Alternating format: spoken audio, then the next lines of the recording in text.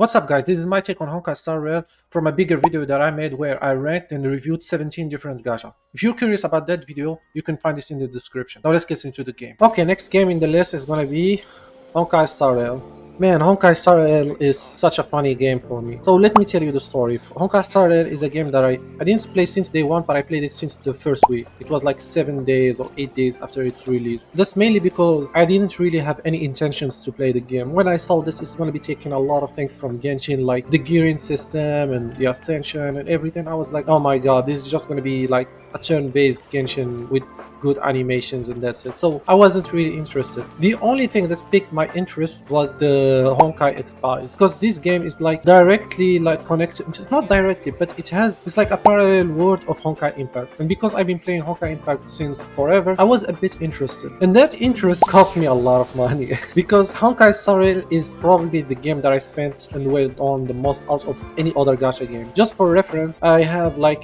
E6 Jingliu, E6 Akron, and E6 Final. Just recently I got like the E2 Hyacinth, Sunday, E2 Sparkle, what else do I have? E1 Robin, E2 Firefly. But yeah, you get the idea. I've been wailing on this game like crazy. But the reason why I started playing this game, so the story is, when I downloaded it for the first time, I was like, okay, I'm just gonna check it out and see what the hype is about, and maybe I'm gonna uninstall it after like 1 or 2 hours. After finishing, you know, the prologue and with Kafka and Cyril Wolf, you get like, I think like 4 pools. And I jokingly told myself, okay, so if I get Himeko in these 4 pools, then I'm gonna be playing the game. Because like I said before, Himeko is my favorite Hoyo character and my favorite fictional woman. So I was like, okay, but there's no way it's gonna happen, because first of all, it's only 4 pools. It's not for multis, it's literally 4 single pools. And second of all, you have to get exact characters that you need. Like, I think there's like 7 or 8 characters, like 7 characters. Like, I had to get the exact same one within 4 single pools. And guess what happened? I actually got Himeko on my 3rd pools, which was absolutely insane. Like, I remember when I saw this screen in front of my face, I was like, is this a tutorial character? Is this supposed, like, I was still in shock. I couldn't digest what was happening in front of me. But then I realized that it was indeed the real thing. Like, I really did pull Himeko. And then I was like, maybe this is a sign. This is a sign for me to play the game. And then I started playing the game. And you know the rest. Like, I ended up spending a lot of money on it and a lot of time. I'm so invested in the game at this point. Like I said earlier, by the way, my Jingliu is the top 1 best Jinglius in the world. It's not like top 1%. It's literally the rank 1, as you can see on the screen. And for anyone who's curious about her stats, this is what she looks like.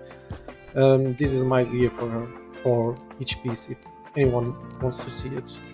Yeah, this was the piece that really helped me, because before that I was like a top 10, but then I got this piece and then it helped me a lot. And just like I did with Genshin and Wuthering Waves, let me show you my progress with the maps. Like, if you see here, like, I have all of the chests, all of the maps collected. Like, I'm just gonna keep clicking random ones because I don't want to go through one by one. Otherwise, this is not gonna be this is gonna take too long. Like in a corner or not. Like you see here, 31, like all of the maps cleared. The only map that I still didn't clear yet is the new one on Arcadia, because it's only been 1 update since its release, and I still didn't sit down to clear all of them. Maybe I'll do it this update, but there's no need for me to clear it right now because there's nobody that I'm saving for. Maybe I'm gonna be getting SP Blade because it's one of my favorites, but this is gonna depend on whether we're gonna be getting a Himeko or not, because the way the story is going, I feel like we might get a Himeko alt, and if we're gonna be getting a Himeko alt, then I'll definitely have to E6 her. I need to have every version of Himeko at E6. With the even though I still don't have the normal one at E6, but she's E5. I do plan to spend the, you know, the golden thing, like, what is it called, this one. So if Himeko SP releases, then I might use this the last one to get the E6. Like, I might use this currency to get the E6, just so that I can have every single version of Himeko maxed out, because my Mawika is C6. I'm gonna be having like the SP Himeko at E6, so I need to have this one at E6 as well. And even the Honkai Impact Himekos, I already have them all at the Triple S. So what makes Honkai Star Rail appealing? In my opinion, I think what really makes Honkai Star Rail stand out is the fact that it's a turn-based that is 3D. Back in the days, there weren't that many turn-based gachas that are also 3D. Most of them are either 2D or they have some chibi characters. They didn't have the same like graphics and animations like Honkai Star Rail does. So this was a really good thing. And I think when it comes to gacha games, I think a lot of people love turn-based because they are easier to play on the phone and they are more casual usually. And Honkai Star Rail is no different. I think the game has been getting a bit harder, but also if you get the newer characters and the newer teams, then you can keep up with the meta. It's not really difficult. And when it comes to the end game content, I think some of the content, like for example mob, is kind of a joke nowadays. Honestly, it's not too hard. And you might think, okay, because you have E6 characters, but it's not really the case. Like you can, as long as you clear it within 10 cycles, then you can get your full stars. It's becoming so easy nowadays that I just try to zero cycle every mock that we get released. Like the same for pure fiction, as long as you have the characters. I think if you are using some really outdated characters without investments, then you might struggle. But there has to be some balance, because if you're not putting for the other characters investment, that means that you are saving for the newer characters, right? And Apocalyptic Shadow is also like, I don't really like this mod that much. It's just a gimmick mod, and I really hate them, like the dragon, the Pollux, like the Pollux dragon. We had it 2 updates in a row and just made me go, oh my god, I don't want to play this mod anymore. And this is the most recent endgame mod that we just had recently. So this mod is another shield mod. You can just think of this mod like Siege Onslaught, but for Honkai Star Rail. I was able to like get the diamond ranks, like even for the previous one. I'm not sure where you can check this. I think there is somewhere where you can check your previous clears, right? Yeah, here. Like I cleared this one and the last one. And this mod is like, it doesn't give you anything. The good thing is that it doesn't give you currency. Why do I have 8-9 here? I think I forgot to clear one of them. But anyway, this mod is basically like a character check, and you don't really need to feel pressured to clear it. It's very hard, like it's not very easy. It's mostly like if you are well, you're gonna be able to get the diamond. I don't think it's very possible to get diamond to 0, because in order to get this, like if you look at the ranking here, it only shows up to gold. If you want to get the gold, you have to 2 cycle the boss, but if you 0 cycle it, then you get the diamonds. But like you can see here, none of the rewards give you any gacha currency, so you don't really have to care too much about this mode. So before I talk too much about the gameplay, I want to talk first about the story, because this is where things get a bit divisive. If we are objectively talking about the story, I think the lore and the world building of Honkai Star Rail is absolutely amazing and phenomenal. I think I would rank it at least in the top 3 best world buildings out of any gacha. There is just so many things to learn about the world and the game, from the Eons, who are like these godly entities that are the embodiment of concepts which are represented by the paths we have in the game, like you know, the paths like the hunt, destruction, harmony, and etc. And because the game's premise happens in this interstellar settings, you get to visit and learn about a lot of other planets and regions, right? So you get to see their civilization, their cultures, their conflicts, and their history. This means that characters also have a lot of lore and things that are generally unknown. And there's just generally so many things that are still a mystery when it comes to the world of Honkai Star Rail. Like, you are literally playing in space, like the whole game is around different planets. So of course there's gonna be a lot of things that we still gonna be learning later on. And we get, like, for example, some crumbs about things that are happening that we might get exposed to them in the future. And I do love this kind of foreshadowing, like it kind of set up things for the future story. And another thing that I love about the story is the game can get really brain rotted sometimes. Like, some of the dialogues in this game feel like they're straight out of like a social media or a meme, and I just think these things are kind of hilarious. It just shows that the devs are really up to date with the meme culture and with the like modern trends, and they do fit really nicely in the story. It's not like they feel forced or anything. Like, for example, recently we just got the JoJo reference with the Nihilak, which I absolutely love. That alone escalated her as one of the best characters in Honkai Star Rail for me. It was amazing. So I know I've been praising the game story so much. I do think that the story and the writing is genuinely good, but there is one big issue, and that's the presentation. I think the presentation of the story sometimes can be very poor. Let me explain what I mean by that. Some of the dialogues in this game just straight up make me feel like I'm stupid. And I'm not saying this because I can't read. Like, I am someone who cares about the story in video games more than anything. Yes, even more than in the gameplay. Like, I would rather have a game with good story and bad gameplay than a game with good gameplay and bad story. That's how much I care about this story. Like, some of my favorite games of all time are story-driven games, like Red Dead 2 and the Trail series. If you've played the Trail series, then you know how much dialogues and wall of text in that game. And I do genuinely love that. But with Honkai Star, it's a bit different. The game just really likes to use these flowery and philosophical dialogues just to explain like simple concepts. Like there are just so many bloated sentences for no reasons. Like they can use fewer words just to explain one simple thing. Instead, they just try to turn everything that happens in the story into a philosophical concept, and then they use some complex words that it makes me feel like maybe I need a degree in English if I want to understand this game. And it's not like because English is not my first language, because as long as the story is simple, I can still follow it. It doesn't matter the language or anything. But the story in Honkai Star Rail sometimes just gets too complicated for no reason, and they just use longer sentences just to make, maybe, I don't know, just to make it look longer than what it's supposed to be. And it's not like I mind long dialogues. Like for example,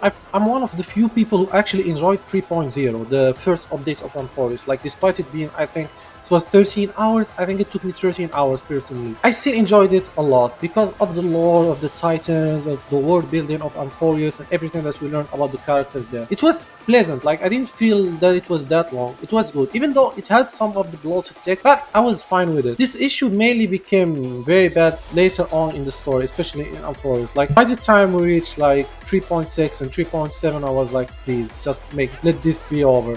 And I'm not saying this because I don't like Amphorius. In fact, it's the opposite. I've been glazing Amphorius so much, especially characters like Final. Like, we're gonna be learning a lot about how much I love Final. I mean, I literally have him E6 in here. I absolutely love Final. He's become one of my favorite characters, and 3.4 is still my favorite update in the game, even now. And this is why I'm salty when it comes to Amphorius. I think Amphorius had a lot of potential, but I think the ending was, I wouldn't say it was bad, but it felt like it was dragged on for too long. I don't want to spoil too many things, but this is mostly related to Cyrene. And it's not, I'm not saying that I dislike Cyrene, just to make it clear. I do like Cyrene, but the way they presented her story and how they crammed her alongside everything else that was happening in the story just felt unnatural and forced. Like, I don't know why they keep making these things that are just simple. Like, Honkai Star Rail is the type of game who would make, okay, let's say for example, if you want to say a sentence like, if you go there you die. This is the sentence, right? The way Honkai Star Rail is gonna phrase it is gonna be something like, okay, let me think. It's gonna be like, oh, dark and light intertwine. Danger. He who hid there shall face circumstances beyond what one can imagine, with a tomb engraved with their name. Like, this is the things that Honkai Star Rail does. I'm not even exaggerating. Anyone who plays the game would know. Like, they just explain simple concepts but with some flowery words and complicated sentences for no reason. It's like some characters don't even speak like normal human beings, because literally nobody would speak like that in a real life setting. Anyway, people have been complaining about this for a long time, and I think the devs have been listening a bit to this complaint, because for example in 4.0 with the new regions released on Arcadia, I think things look a bit more promising now. The story right now is a bit much easier to digest, and it has some really good pacing and much simpler dialogues, especially compared to Amphorius or Penacony. At least now you can actually understand what the characters say, and they actually do speak like human beings. So hopefully this continues with the next update. Right now I'm still in the middle of playing like the newer story of 4.1. I think I'm almost done with this. I think maybe I have like 1 or 2 hours left before I finish it. And so far things look much easier to understand compared to Amphorius. And this is not to say that I didn't understand Amphorius. I still understood it, and I was even doing some researches outside of the game just to be able to understand some of the things that I missed during the game. But with Plan Arcadia, I feel like I don't need to do that anymore. Gameplay wise though, the biggest issue that I know everyone in the community has complained about, and that's it. The power creep. The power creep is the bane of this game, and the rate of the power creep is absolutely insane. So during the first update, I think the game was fine. All of the characters were usable. We had like Black Swain, we had Dan Heng, we had Jingliu. Even Blade was decent, like when he was first came. Although he got power creeped with Dan Heng one update later, but it was still good. It's not like he was significantly worse. But then Acheron released. Acheron was you can think of her as like the Mawika of Genshin. So when Acheron released, she basically set the bar very high for DPS. She was stomping every content in the game. The power level between her and the second place was significant. So a lot of things that I'm going to be saying here are already things that I said. They are similar to what I said about Mawika and Genshin. So if Acheron was the only character who was at the top, at the pinnacle, I wouldn't have minded it too much, but that's not what happened. Afterward, they released Firefly, and Firefly was absolutely disgustingly broken, especially at E2. Like, her E2 is insane. Like, it makes her like a completely different character. But then they released Fei Xiao, and then like before its release, and you had support characters like Trivi and Hyacinth who were like the terrorists of the meta, and they've been like doing the same DPS as some of the other characters. And then there is Gastoris, Final, and so on. Like the game at that point was beyond saving. The other characters was just like, I wouldn't say unusable, but the difference between them is insane. Like I said earlier, like my Final, if I use the same team, like if I use worse team for my final compared to my Jingliu, my final will still perform better. Like I give